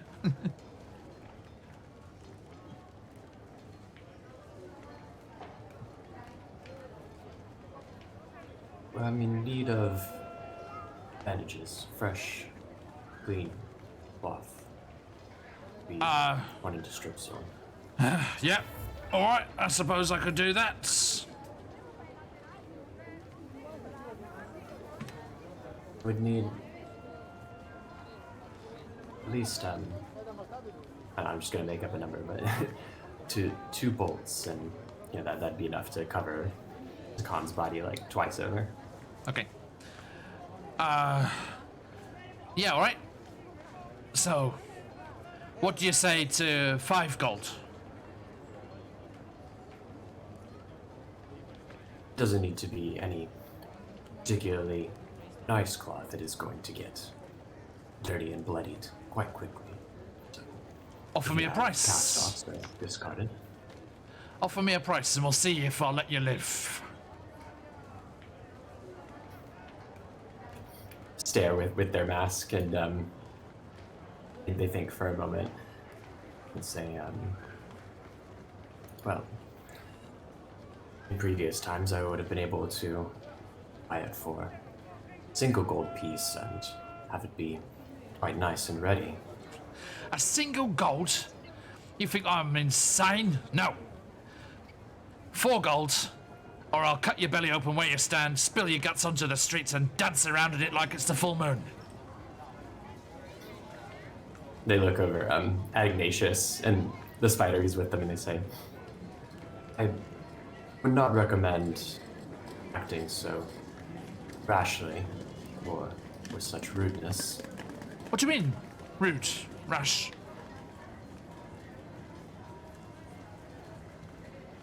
There is no need for violence, and Violence? I'm really trying to. We talk about violence. I'm just trying to do a transaction here.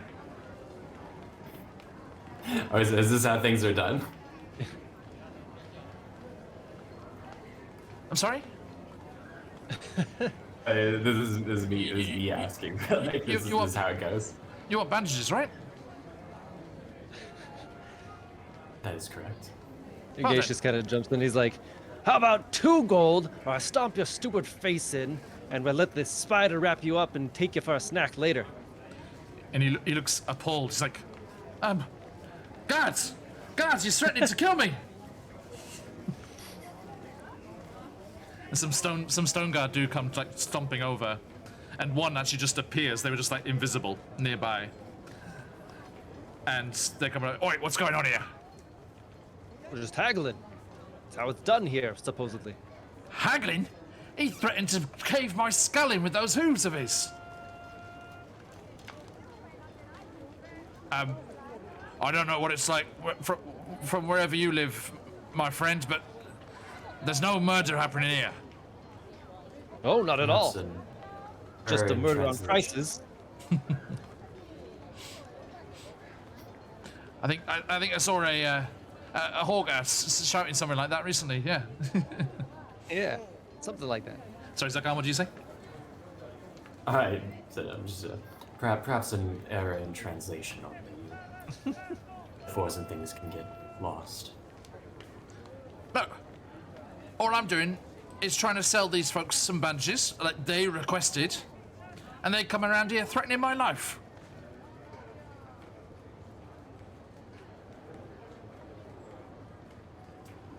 Is this true? So we What do you have- say for yourselves?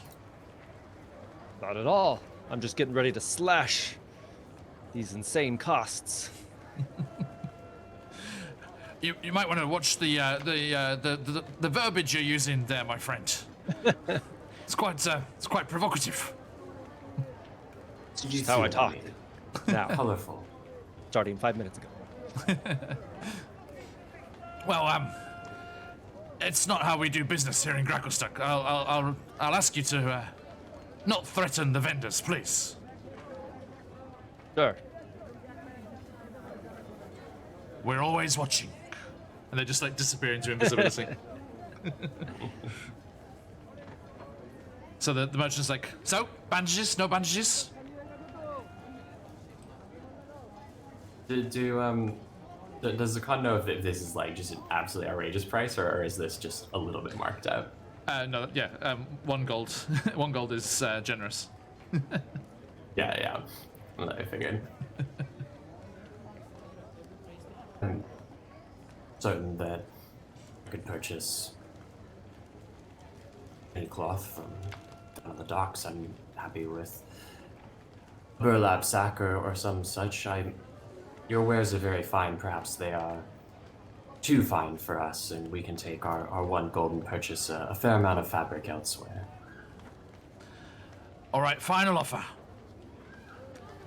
2 gold, and I won't take this very slender dagger and slide it through your eyeballs into your brain.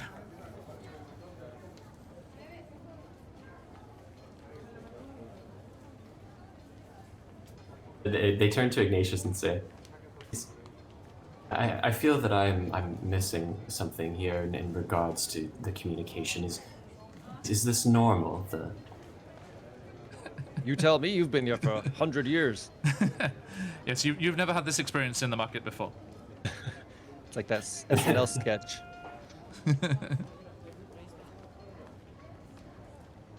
they like turn back to this person and the dagger. They say, again, it is not my intent to create any sort of violent atmosphere. The Stone Guard know that I am not one to create trouble, but... What are you talking about? I'm just trying to do a transaction. I'm not threatening any violence or anything. Look, I'm just haggling. Back to Ignatius. What do you mean violence? You give me money, I give you goods. That's how it works, right? So, for example, if he gold. gave you 1 gold, you would give him goods. 1 gold? Yeah, seems fair. Yes, 1 gold, and I will not harm you. And yet, so you do make the transaction finally and get the bandages. And as you're walking away, a Durgar woman comes up. She's got this big basket with various different mushrooms and other bits and packages inside it. And she's like, I'll have 2 meters of that one. There. Yeah. Oh, sorry, feet, I guess. I'll have 12 feet of that. And points at one of the cloths on the shelf. He's like, all right. 5 gold, and I won't use this hammer and cave in your skull. And she's like, oh, bloody hell. Oh, and she runs away.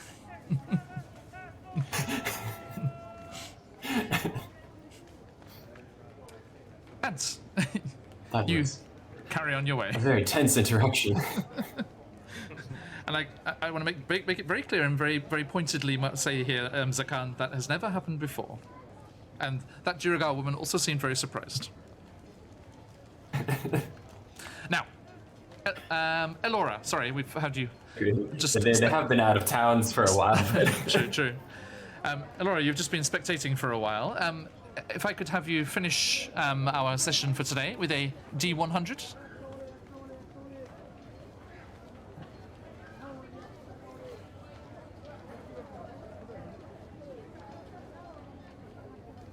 $15. 15. Oh, fantastic. Ignatius, Zakan, as you turn towards the northeast, towards the spire of rock going up towards the ceiling of this massive cavern with the various chimneys and glowing portals into its interior and gouts of smoke and those vicious-looking mangonels ready to defend the town against any invasion from the water, as you make your way towards Overlake Hold, you see a very strange sight. You see a Derro, one of the little Derro that live in the city here, the ones that used to be slaves, but they've been freed. And I think, let me quickly find, I think we have a handout that I can show you. Yes, here we are. Sorry, bear with me, we'll load it in here. Da-da-da.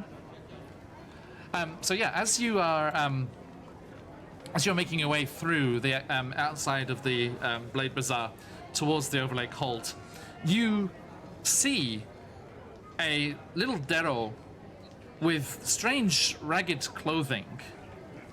Let's see, I think we got some official.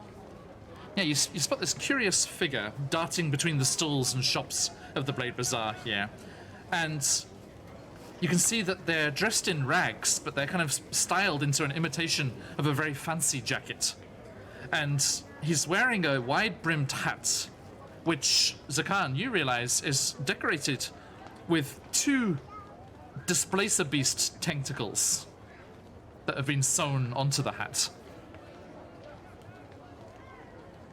And there's a large satchel hanging off one shoulder, and he seems to be muttering to himself as he quickly makes his way through. And a couple of Duragar merchants around him are glaring at him kind of angrily.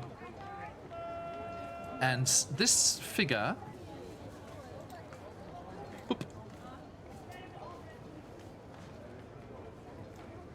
is seen moving through.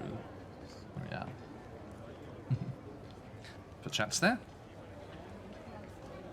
As you see this little Darrow furtively and muttering to himself, just go through the Blade Bazaar here, and then disappear off into the crowd once more, as you are heading to meeting with the head of the Stone Guard. And with that strange sight, let me bring us back here. Boom. We shall leave the Underdark for this week. Thank you to my lovely players. Hey, Lazy. Just as we're finishing, I'm afraid. I hope you were in just before that as well. But yes, thank you. Yes, retroactively that we told the group to tell Alora that like we were going out and where we were going. If she comes back, yes. definitely. And they'll fill Corbin in as well. yeah, whenever they wake up. Oh, Corbin's gonna be so worried they failed their job interview. They wake up and Alora's vanished. Where we're all gone too. Yeah. Yep.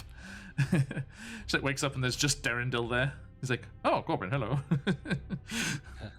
Now, a massive thank you to my players. And looking forward to continuing all the various bits and bobs that are going on in Gracklestag here. And a massive thank you to everyone who came by. It's been lovely to have you all watching and in chat as well. Great to have you. Thank you so much. And a one more last thank you to the lovely Cardboard Monster for sponsoring us. Now, as I said, this is a slightly geographically focused sponsor that we have here. If you are in Australia, you can head on over there and see all of the great RPG and tabletop stuff they have on offer, and use Phoenix Iwaki, the promo code there, to get yourself a nice discount. And as I said, unfortunately, it's just if you're in Australia, but there is a reason for that, because they are sponsoring us in the run-up to our rather fantastic one-shot that is coming soon, as we are working our way towards July 10th, Saturday next week, when we will be playing our next session of one-shot roulette, titled this time round The Antipodean All-Stars. Here they come. Boop. Look at them. We are being joined by Robert Hartley and Ben Vandelier, that's the wrong way around. Ben Vandelier, excuse me, from Viva La Dirt League. The wonderful AJ from Roll for Damage and the upcoming Winter's Tales. Josh from Dreaded GM. Michael from Dead Aussie Gamer. And Josh from Tales of Pesh. As we have this fantastic group of actors, voice actors, and D&D folk joining us for a wonderful madcap session of one-shot roulette. Everything, as it says there, it's all random. The characters are randomly generated, the location is randomly chosen, the storyline is, the main plot points are randomly generated, and we will throw these fine role players into the thick of things on July 10th. As you can see all the times there, head on over to our Twitter if you want some more information about that. And oh, I just misspelled it. Hang on. I can spell. English teacher over here. Try that again. And we will be jumping in there. If you want a sneak peek of what it's going to be like, you can join us Monday evening here in Japan, morning over in North America, as we will be joined by our Mixmasters Extraordinaire, Swag and Skeptic Llama, as they will be joining us once more for the generation of the random characters. And if you're in chat, you will also get to roll some dice and choose what kind of equipment, what kind of things these wonderful players will be making the best of as they are thrown into this random situation. So, a huge thank you to them, and I cannot wait for that next week. And we will be seeing you all very, very soon. Yes, as we say, there is going to be a massive giveaway as well for this Antipodean All-Stars game. As you can see, we are being sponsored by the lovely people at Sirenscape and Gateway Games. If you want to get your hands on a Sirenscape subscription or Gateway Games bundle of fantastic gaming stuff from the DMs Guild, including some Australia-specific Call of Cthulhu stuff, then do drop by for the chance to win that and enjoy the fine roleplay session that will ensue and the craziness of all that. Now, just jump back to us. Hello. A big thank you to everyone who joined us, and do come back again later or tomorrow morning if you are in that part of the world, as we'll be through the mists in Barovia. Then tomorrow, Friday, we'll be down in Avernus, the first layer of the Nine Hells, for descent into Avernus. And Saturday morning, Friday evening, Ignatius? Yeah, we are doing our season finale of Ta-da! Modern Planescape RPG, D&D RPG, and yeah, it should be also pretty RPG. exciting. Also an RPG before we start our mini campaign during the summer, and Sunday, pretty exciting. Sylvie is doing another D&D pajama party with Chris from Roll Together RPG. Wow. Live? Part of our stream team that we're all a part of. Yes, live. Wow, Yeah. wow. That's an achievement. I think I heard he only does pre-recorded stuff, so well done. Yeah, exciting. Yes, yeah. I've been watching those guys for Roll Together, amazing British group. Yes, our glorious leaders of our Rolling Together Twitch team that we are all part of. I'm very delighted to be part of that with CarniSideShow and many other good friendos. Do click the button down below us on screen at the moment to check out all of the amazing channels involved in that. Now, that said, thank you all so much for sticking around and letting me ramble on here. But that is all for today. We will be back in the rather splendid world of Rodania over on Quest Junkies UK for our next session of that campaign, where I am a Bearfolk wild sorcerer, wild magic barbarian, and enjoying being a player and having lots of fun with that. Do head on over to Quest Junkies UK if you are so inclined to enjoy that session. Boom, there they are. And you can enjoy us playing together on Saturday, that for every other week that we go into Rodania there.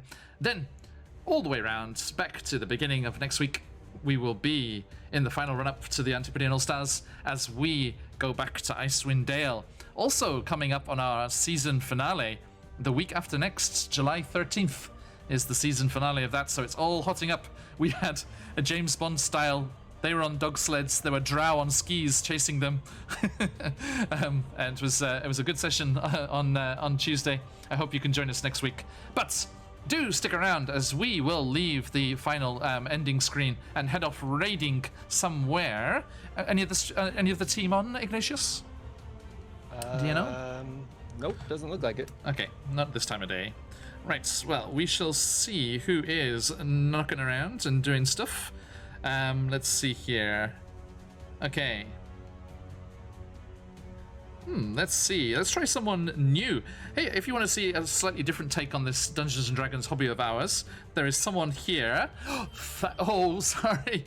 Chef Byers, thank you so much for the raid, but we are just heading off raiding ourselves. We are done for today, but thank you so much. Welcome in, raiders. If you are so inclined, do give us a follow so you can see all of the stuff that's going on. We have out of the Abyss, which is what we've just been playing today, and then we will be in Barovia later for Curse of Strahd and Descent into Avernus, Rime of the Frost Maiden, and amazing one-shots as you'll see on the finishing screen in just a moment. Do join us with our special guests next week, and hopefully give us a follow if you want to catch up and see everything that's going on. It is a pleasure to have you here. Thank you for the raid, and do stay with us as we will also carry on raiding. We have found someone playing 4th edition. Let's go and have a look at what that's like. Yeah, it's not too common. So, as I type this out here, we will head off and see just what is going on there. Cheers. If you're talking about mine, I suppose so, because I'm the only one talking. Thank you very much. And we will head off over to Dr. OD. Doctor underscore OD. Okay, and let us give them a look and see what is going on there. Thank you all so much. Have a look at this ending screen, all these fine people, as we like to say around these parts. As we're over in Japan. Matane! See you next time. Thank you. Thank you, everyone. Teratu.